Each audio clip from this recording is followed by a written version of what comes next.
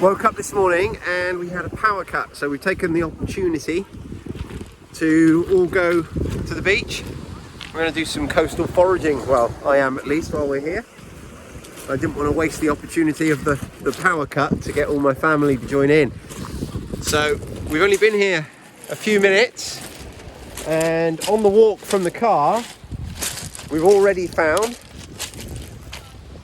on these flats here some Marsh Samphire, so I'm going to show you that now. Just in the short walk from the car, which is parked over there, out to the beach, we've come across quite a bit, and first among them is this, which is Rock Samphire. Now, it's a very distinctive plant, so it's a really easy one to ID, and it's one of those where to ID it, I am just going to say, just look at it. You're probably already familiar with Samphire and what it looks like.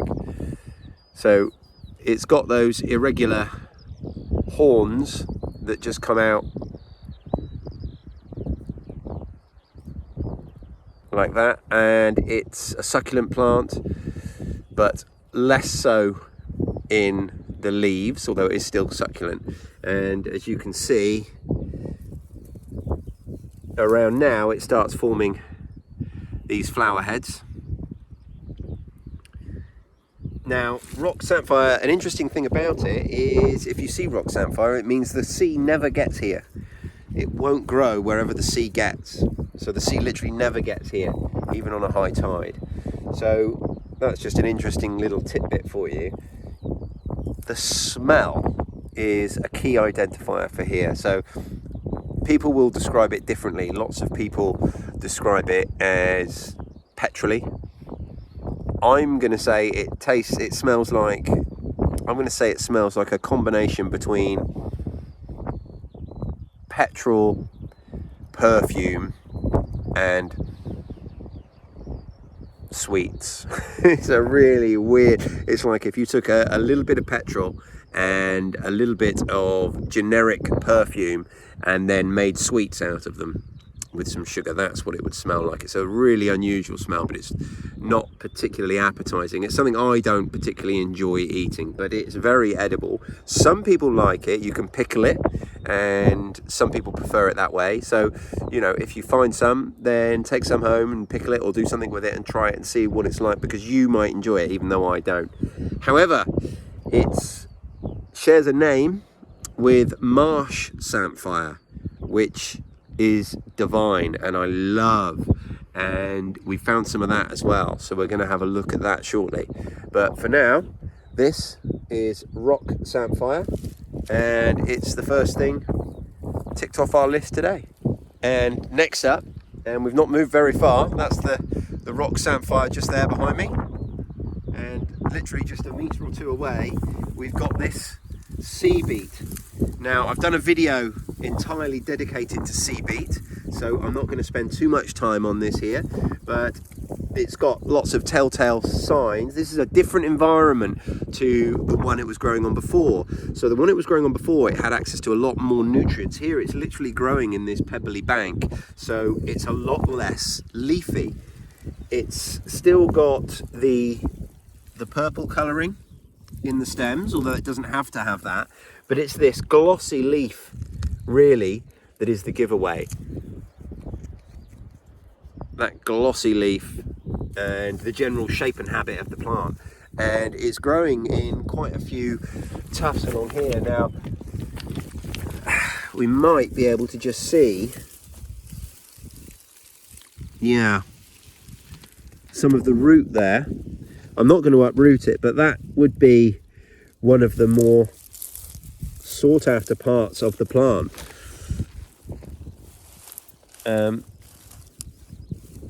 So we're going to actually take some of this.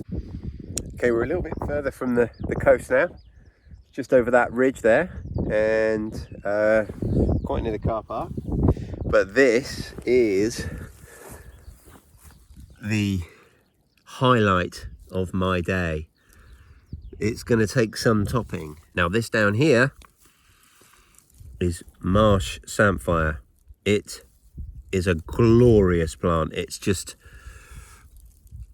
one of my absolute favourites. This is something that people do, and we did buy in the stores. Marsh Samphire. It's an incredible plant. It's delicious. I like it in salads. I love it raw. Very salty. It goes very well with fish, hot or cold. Just cook it for a few seconds, either lightly boiled or blanched or tossed in butter, and it is delicious. Excuse my gardening fingernails there, I was gardening this morning. But it's just one of the best wild edibles, and as you can see, it expands out over all this mudflat. It goes on for quite a way. So we're going to harvest some of this now. With regards to identification, it's actually really simple. There's not really anything else that looks like it. It's that beautiful succulent stalk with the fronds coming off like that. Like I say, there's not really anything you're going to confuse it with. So, and the taste is, I could just eat it and eat it and eat it. It really is one of my favorite things to find. So we're going to take some of this now. We're going to cut it with a knife. So when you're pulling it, it's really easy to pull it up by the root, but then it's not going to grow back. So obviously it's not a huge problem if some of these accidentally we damage because they're so abundant here, but we're going to try our best not to damage the plants, and we're going to cut them just above the root and bring them home.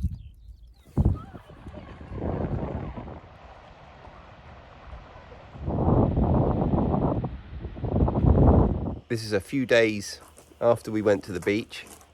The power is still out, so we're going to have sushi, and I'm going to cook the rice on our fire pit there. So I've got some of the samphire left, so I'm going to cook some sushi with the samphire. And we've also got some smoked trout that a friend of my father-in-law's produces, makes himself, and we swap that for things like goat's cheese. So yeah, we're going to have some sushi. Obviously the seaweed nori rolls isn't something I've foraged, it's something I've bought, and the same with the sushi rice, but the fillings are all going to be foraged or things we've produced ourselves.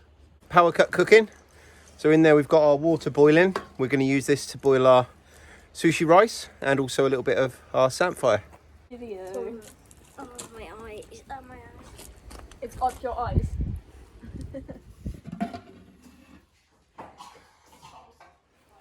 Just come to get some cucumber because it's one of the favourite fillings in the sushi for the kids.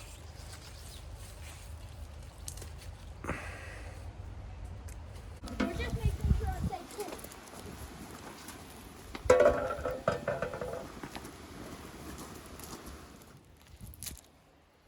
So you just get these sheets which you buy in the shop, and that gives you your seaweed and sushi rice. It has to be sushi rice because you need it to be sticky, and this stuff is super sticky.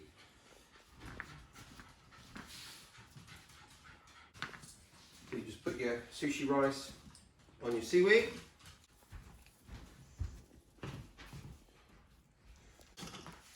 And then we've got our smoked fish. But you can use absolutely anything. Like my kids, they enjoy it with just really simple fillings, like just cucumber, for example, or just peppers or something like that. They're just as happy.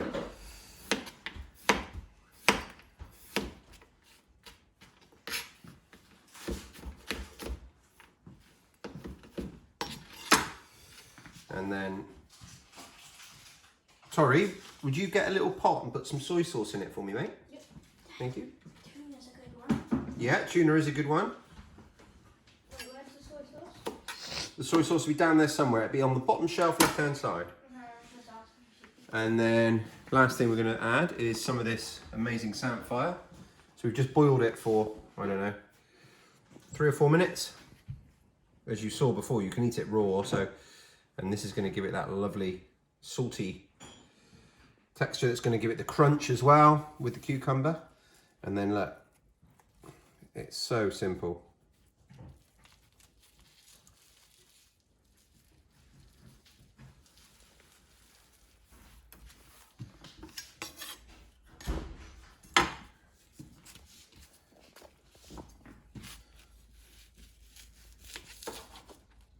A nice sharp knife is the most important piece of equipment.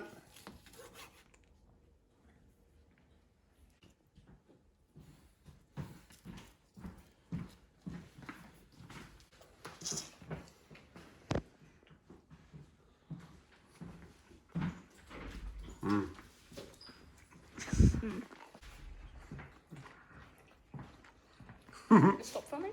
No, just stay there a sec. Where's the little bowls we normally use for the soy sauce? That's some thumbnails. Thumbnails. Dad's gonna use that. Wait. No, don't tip them on the floor. Torrance gonna use some thumbnails.